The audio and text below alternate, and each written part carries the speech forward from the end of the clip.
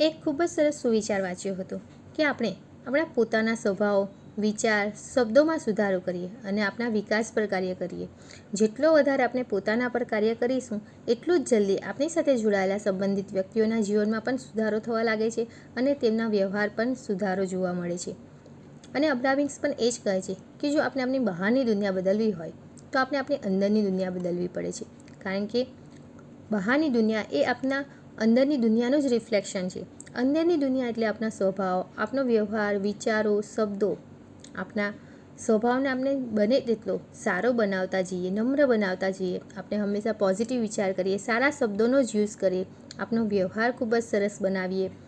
જો આપણે આ બધું પર કામ કરીશું, આપણે પોતાનામાં સુધારો કરીશું તો ઓટોમેટિક આપણી બહારની દુનિયા બદલવા લાગે છે અને આપણાથી જોડાયેલા સંબંધિત વ્યક્તિઓના વ્યવહારમાં પણ સુધારો જોવા મળે છે.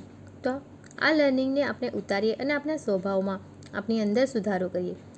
અને કહે છે કે સારો વ્યવહાર જ હંમેશા સમૃદ્ધિને આકર્ષિત કરે છે. એટલે બને તેટલું આપણે પોતાની પર કામ કરીએ, આ લર્નિંગને આપણા જીવનમાં ઉતારીને આપણા જીવનને સરસ બનાવીએ.